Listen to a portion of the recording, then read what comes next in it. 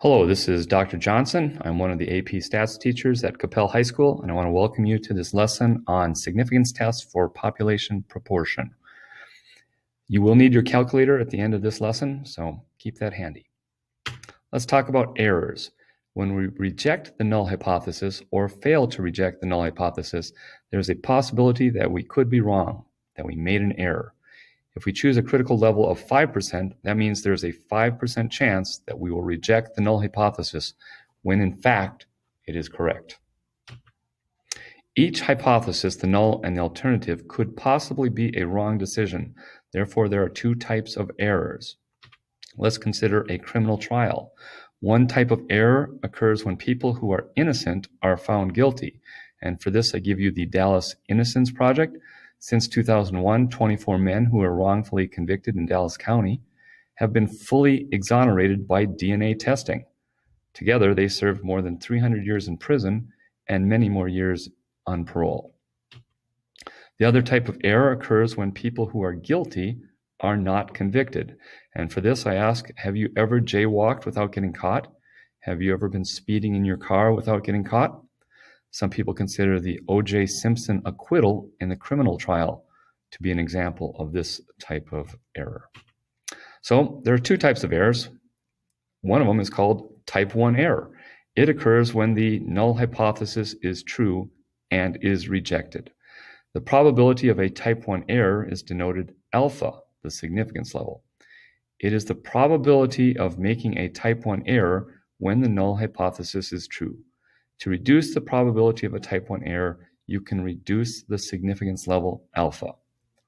In medicine, type 1 errors are called false positives and occur when a healthy person is diagnosed with a disease. Now, I remember this. I remember type 1 errors because in type 1 errors, the null hypothesis is true. That's how I keep them straight. Type 2 errors. A type 2 error occurs when the null hypothesis is false and is not rejected. It occurs when we fail to reject the null when the null is false. In medicine, type 2 errors are called false negatives, and occur when an infected person is diagnosed as disease-free. The probability of a type 2 error is denoted with the Greek letter beta. So here I have summarized the two types of errors. In this table, the columns are the possible states of nature, that is, the null is true or the alternative is true. The rows are the decisions that are made. We reject the null or we fail to reject the null. So if the null is true and we reject the null, that's a type 1 error. If the alternative is true and we fail to reject the null, that's a type 2 error. I've put that table into the context of our criminal system here. Again, the columns are the possible states of nature. We have innocence and guilty. And the rows are the decisions, that is, the jury decides guilty or not guilty. There you have it. Now, the number of type 1 errors and the number of type 2 errors are directly linked. We can't avoid both. If we make it harder to convict defendants, that is, moving the horizontal divider up, we increase the frequency of a type 2 error. If we relax the standards on obtaining a conviction, think of moving the horizontal divider down, we increase the frequency of a type 1 error, but reduce the frequency of a type 2 error. The point is that we can't avoid both types of errors. They are directly linked.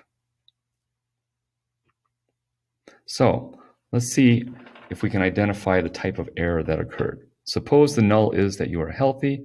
The alternative is that you are not healthy. A medical screening test comes back positive, but you do not have a disease. What type of error occurred? Now, I remember this because the null hypothesis, if the null hypothesis is true, then we have a type 1 error. So this is a type 1 error.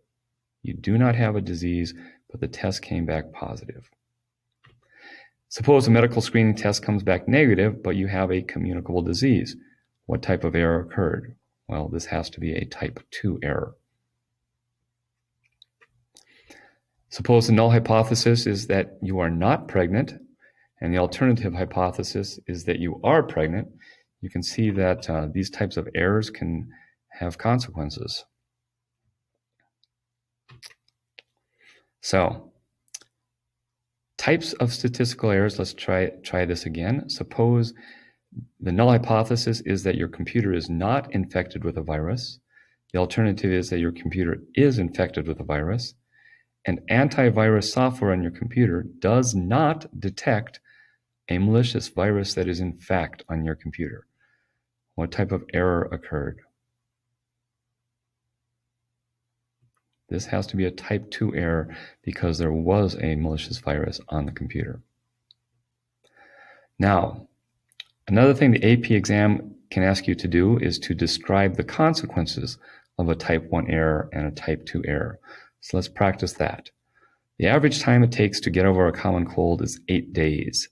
A biotech firm issued a press release claiming it found an experimental drug that can reduce the average duration of the cold. So we need to define our parameter. So I'm going to define mu nu as the mean duration of a cold when using the new drug. And here are my hypotheses. The null hypothesis is that the drug is not effective. That is mu equals 8 days. The alternative is that the drug is effective, that the mu under the new medicine is less than 8 days. So we want to describe their consequences. Here are the null and alternative hypotheses. State the type 1 error in the context of this problem and describe the potential consequences of this error. So type 1, the null hypothesis is true, but we don't believe it. So here we go. State the type 1 error. A type 1 error would be to mistakenly believe that the experimental drug is effective in reducing the average duration of the cold, when in fact, the duration is not changed. So what are they going to do if they think the drug is effective? Well, potential consequence of this, of making a type 1 error, would be that the company would continue to devote resources to the development of the drug when it really is not effective. So they would be wasting their money on a drug that's not effective. Okay, we have to identify a type 2 error and describe the consequences of those. So here we go. State the type 2 error in the context of this problem and describe the potential consequences of this error. Type 2 error. A type 2 error would be to mistakenly believe that the drug is ineffective when in fact the average duration of colds is decreased. So what would the company do if they think that the drug is ineffective? Well, the potential consequence of making a type 2 error would be that the company might abandon development of a drug that was effective. So we have a missed opportunity here. Choosing an alpha level. What type of error is more serious when assessing whether airbags in cars are safer? So this comes down to a question of what would you prefer? Would you prefer believing that the airbag is effective when it is not, or believing that it is not effective when it is?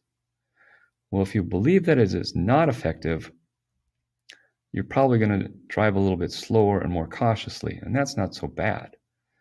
But if you believe that it is effective and it's not, well, that could be setting you up for a very serious injury. Do you have the same level of concern about errors when deciding whether people want pizza with or without pepperoni? So suppose you went to the grocery store and you forgot what your friends had wanted you to buy. Well, if you buy the pizza with pepperoni and they didn't want it, they can just peel the pepperoni off. Or if they wanted the pepperoni, if they didn't want the pepperoni and you buy the cheese pizza, well, maybe there's some pizza in the house that they can put on it, or they can eat it just without the pepperoni. Really, the consequences aren't so severe, so I do not have the same level of concern here. How do you reduce the likelihood of making a type 1 mistake? Well, there's only one way. Decrease alpha. The only thing that changes the likelihood of making a type 1 error is alpha. The probability of making a type 1 error is alpha. So, how do you reduce the likelihood of making a type 2 mistake? Well, increase alpha. Remember, these two are linked.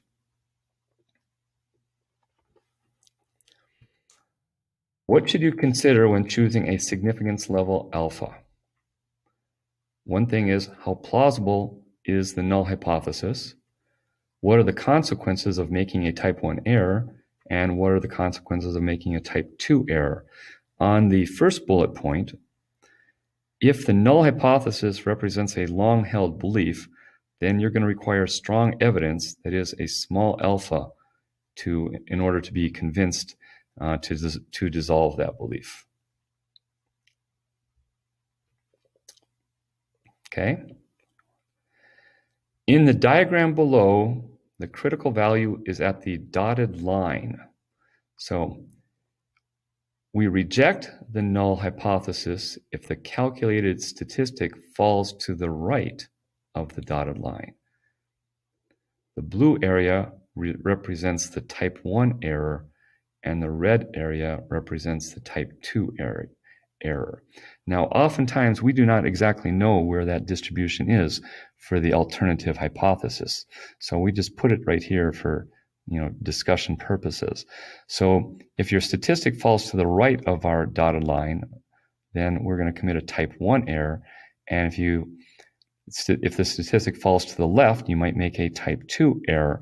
And if by moving that dotted line, by changing my alpha level, we can affect the probability of getting a type 1 error and a type 2 error.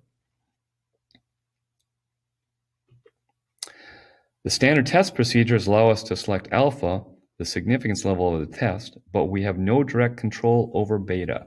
As alpha gets smaller, all we can say is that beta gets larger.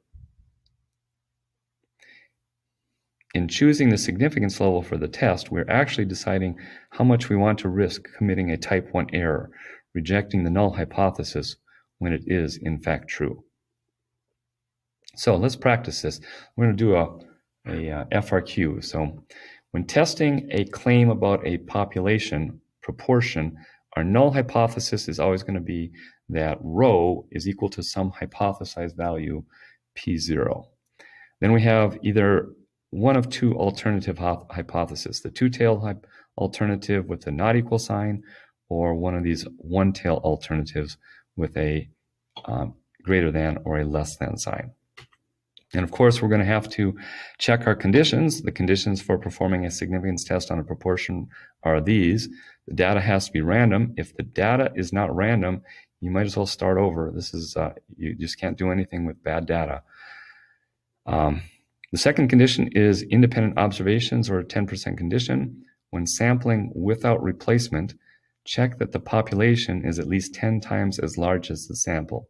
That is, the sample size, the lowercase n, is less than or equal to the population size, capital N, divided by 10. We also have to check the large counts condition. The counts of success and failure in each sample or group is at least 10. But notice this. Here's how we're going to do the calculation.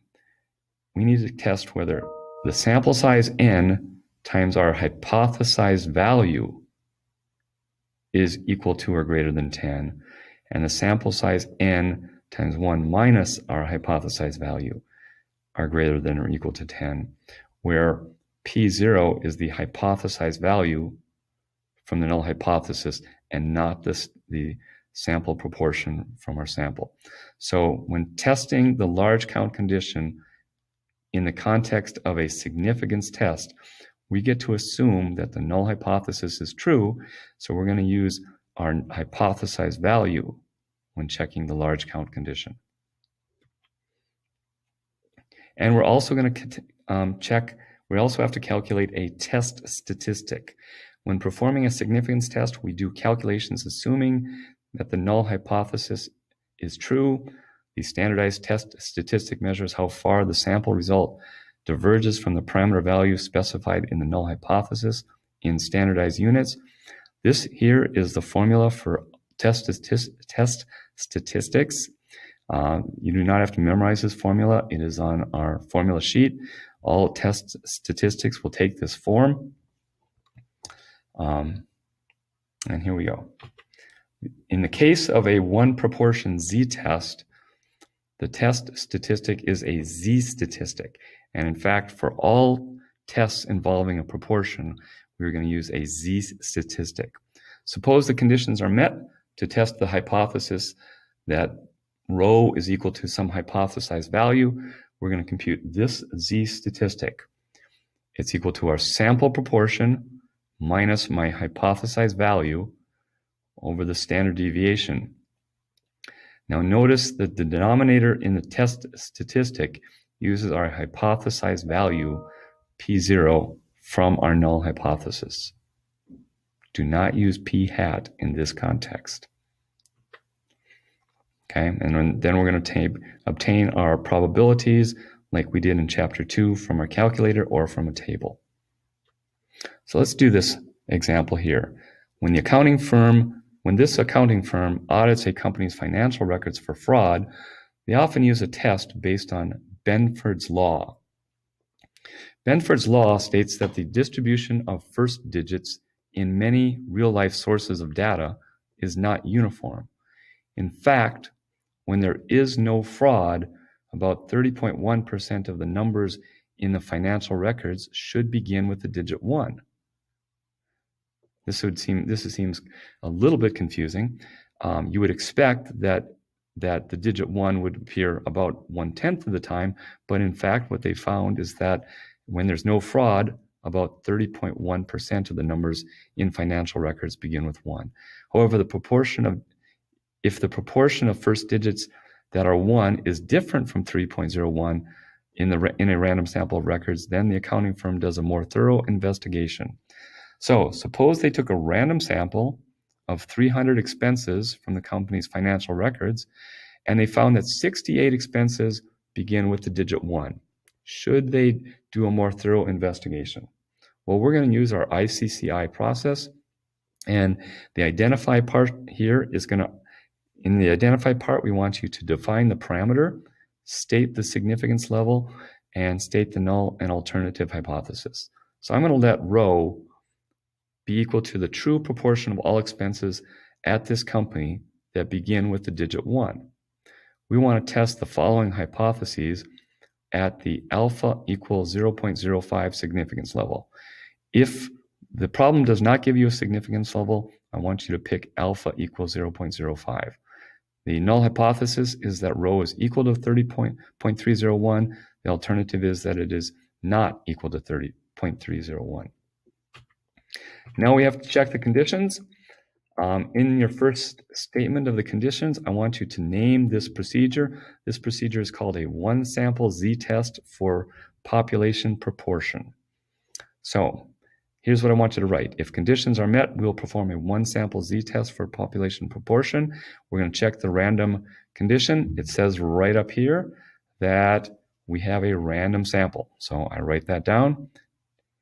It is not enough just to state the condition and put a check mark. You actually have to use the facts of the problem to show that the condition has been met. Independence condition.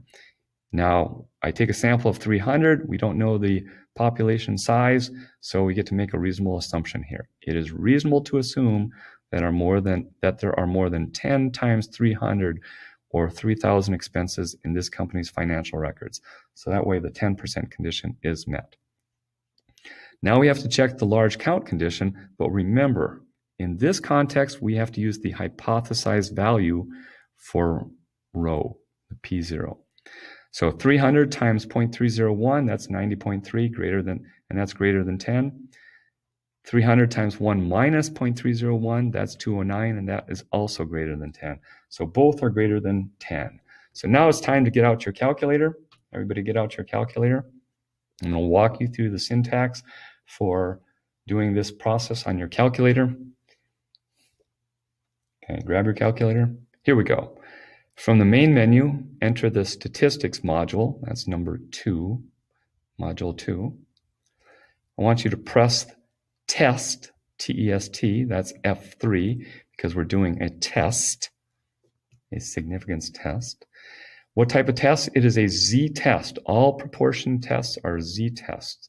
So hit F1. And what type of z-test? It is a one proportion z-test. So hit F3. Now with our inputs, the first part is asking you what type of alternative hypothesis. Is this a two-tailed test or a one-tailed test? Well, this problem asks whether the statistic is different from 0.301. So we're going to use the two-tailed test. So I put not equal to P0. Now I have to put in my hypothesized value. It's 0.301. Here I have to put in X. That's the number of successes, and N is the number of trials. So 68 and 300, I get that right over here from my facts. It says they took a sample of 68 expenses out of 300. So that's my inputs. I hit execute, and there I get this is my output. My z-score is minus 2.807, and you better put that down in your answer sheet. That's part of the rubric, the z-score of minus 2.807. And this here gives me the probability, my probability for a two-tailed test. Because I set this up as a two-tailed test up here, the answer is the probability for a two-sided test. So that's the two-sided test. And it also calculates my p-hat, which is simply 68 over 300. So now I have to do my calculations.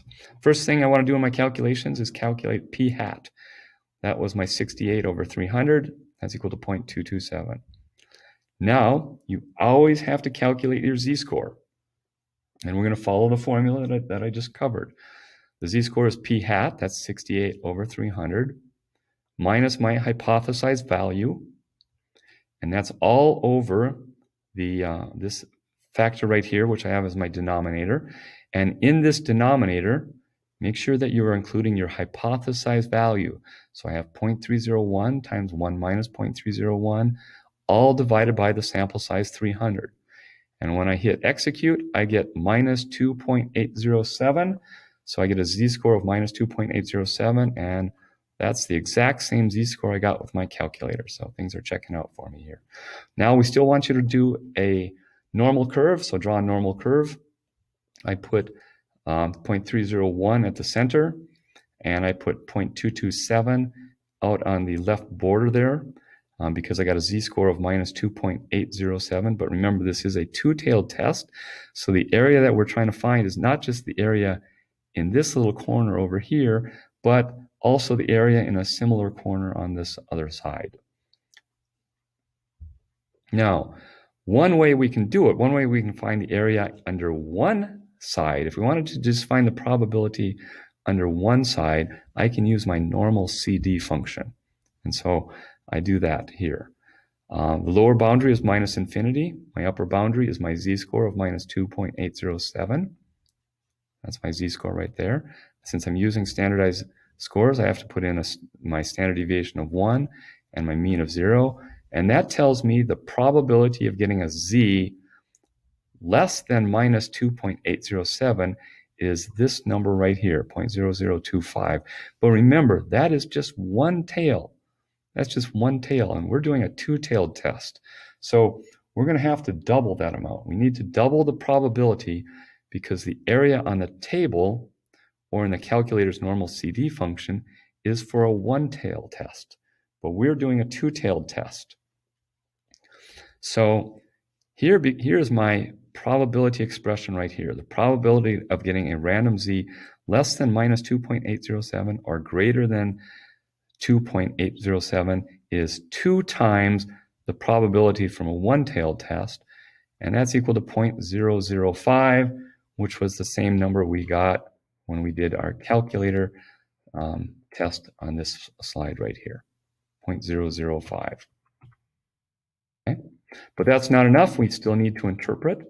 So here's how we do our form for interpretation. Since the p-value, and I put my number right there, is less than alpha, that was the alpha we chose, we reject the null hypothesis. and we say that there is convincing evidence that the proportion of expenses that have a first digit of 1 is not 0.301. Therefore, the accounting firm should do a more thorough investigation of this company. But we can also now talk about this. Describe a type 1 error and a type 2 error in this context. Well, in this case, since what I did here, since the p-value is less than alpha, I rejected the null hypothesis. So it's possible that I made a type 1 error. If I reject the null hypothesis, it's possible that the null hypothesis was true, and that meant I made a type 1 error. But in this problem right here, I'm asking you to describe a type 1 and a type 2 error. So the type 1 error, in a type 1 error, the null hypothesis is always true, but we say that it's not. So the type 1 error would say, we're saying or believing that rho is not equal to 301, when in fact rho is equal to 0.301. That's the type of error that we might have actually occurred because we in fact rejected the null hypothesis. But a type 2 error in this context would be this, saying that the null hypothesis is 0.301 when in fact it is not. So there we have it. Thank you for listening. That's the end of my presentation today. Thank you.